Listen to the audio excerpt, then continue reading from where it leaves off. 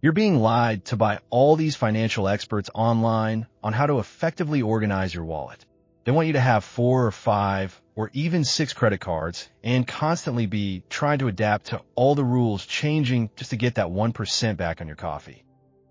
In this video, we see this 5-action to apply 80-20 rule on Chase in 2026. Act 1. The illusion of the trifecta. Act 2. The macro breakdown and the death of third card. Act 3. The 12-month simulation. Act 4. The bridge loophole and the real value math.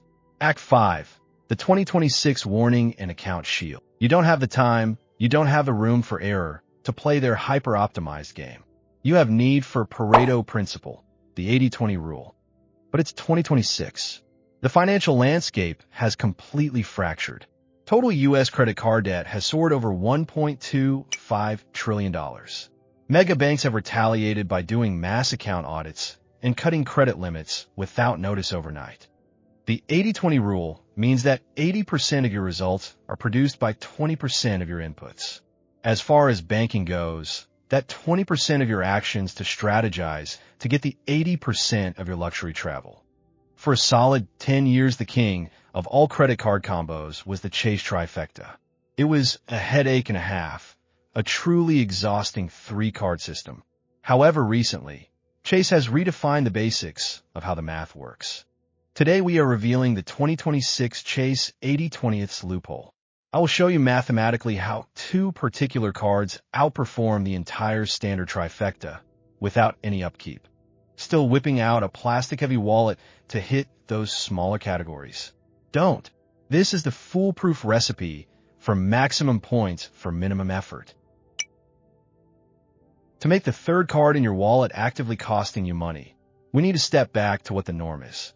Generally, it's recommended to have the Sapphire Preferred for travel transfer partners, Freedom Flex for its 5% rotating categories, and Freedom Unlimited as your catch-all 1.5%. On average, households spend around $10,000 a year on miscellaneous spending items which are not easily categorizable, i.e. dining out, gasoline, groceries. At 1.5% cash back, that 10 grand could get you 15,000 Chase Ultimate Rewards points. Using a standard 1% cashback card, it would get you 10,000 points. The total difference? 5,000 points. Not really. As it turns out, behavioral economics evidence has shown that bringing in a third card increases your chances of a missed payment or inefficient transaction by more than 40%. That one error alone will erase your entire $75 advantage immediately. When you cut away all the fluff and dive straight to the core 20% of the ecosystem, you lose all the tracking friction while leaving 80% of the max possible reward pool. We will conduct an uncompromising 12-month, step-by-step simulation using the real-time data for the 2026 Chase calendar year. Let us consider a very low, conservative estimate of $30,000 on annual credit card spend. We start out in quarter 1. It seems it is the quarter that Chase activates 5% categories for your Freedom Flex. Chase chose everyday dining and a unique cruise line for 2026. You max out that $1,500 per quarter limit fully in social dining and your quick road trip.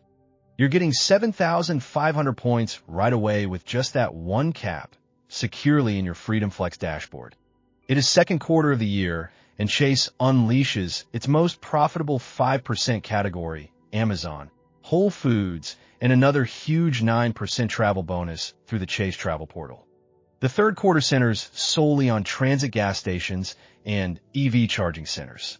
Your fuel and transportation costs is equivalent to what you would normally expect. One more easy maximum cap, just by inserting the Freedom Flex into the pump rather than a debit card. Another 7,500 points are accounted for. And then it's quarter 4, the Christmas shopping frenzy. Chase deploys PayPal and wholesale clubs.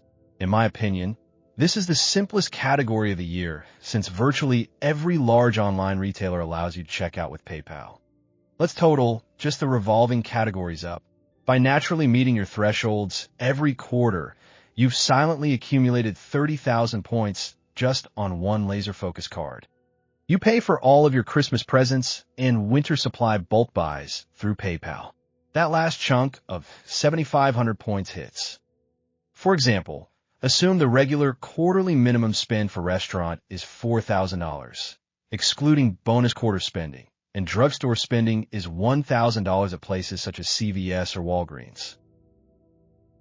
If you're new to this channel, please firstly subscribe, like, share to your friends, and drop comments on comment section.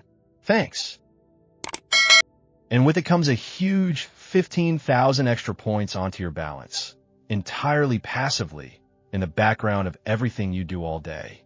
We bring in our second card. It is the Chase Sapphire Preferred. This card serves as your anchor and point multiplier. This card permanently receives 3 times points on streaming services and groceries purchased online. Additionally, it provides 2 times points on travel. Having your regular streaming subscriptions and digital grocery orders run through this card also makes accumulating another 9K points in your ecosystem seem seamless. So even when we then lump the rest of your unknown, uncategorized spend of $10,000 on top of the 1% baseline category, combined base points with this easy 2-card system over 12 months give you a nice round total of 64,000 ultimate rewards points. This is where the 80-20 loophole elevates itself beyond a simple strategy into a wealth builder. On its own, the Freedom Flex is technically just a cashback card. However, with the Sapphire Preferred, Chase actually releases a secret system. When you log into your Chase portal, you can immediately transfer all your Freedom Flex points directly over to your Sapphire Preferred at an optimal 1-to-1 ratio. Effectively, you can move all your cash back over to Prime Travel Rewards. If you factor in an average new card sign-up bonus on the Sapphire Preferred, which is often somewhere between 75,000 points, this gives you 139,000 points to play with for year 1, and then lets you do the sums. So what do these 139,000 points actually buy? The typical consumer uses their points in the Chase catalog to buy gift cards, or, even worse, cashback statement credits, resulting in an unchanging 1 cent per point value. At a cent a point, all those credits you have banked would amount to $1,390. So good. However, we need the sweet spot where it's 80% optimized. This would take advantage of how you can directly transfer points from the Sapphire Preferred to top-tier travel loyalty programs, World of Hyatt in this particular example.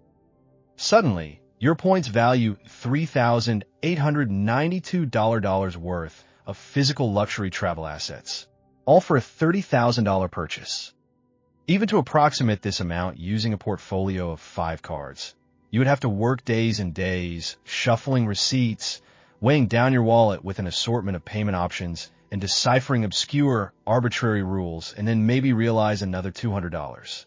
This is what we mean by low-leverage activities.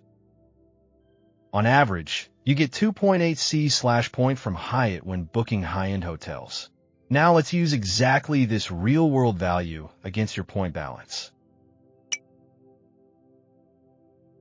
However, as we move through 2026, you must grasp an important, if delicate, point.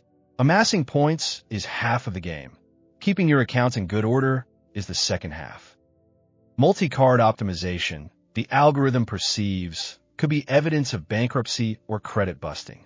Instead of a savvy rewards gatherer, they see a high-risk debt. Corporate bank algorithms are hypersensitive to massive credit defaults nationally. Within the period, if you open 4 or 5 credit cards in quick succession, then the risk algorithms get alerted.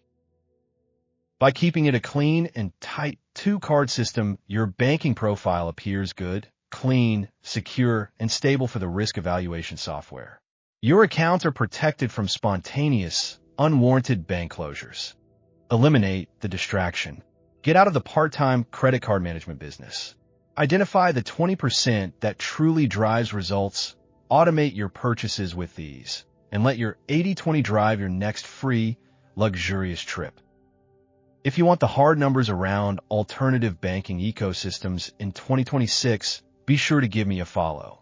Keep your capital safe and your leverage high. I'll see you in the next deep dive. To get this type of videos every day, subscribe, like, share, comment, and click notify me button of this channel. Have a nice day.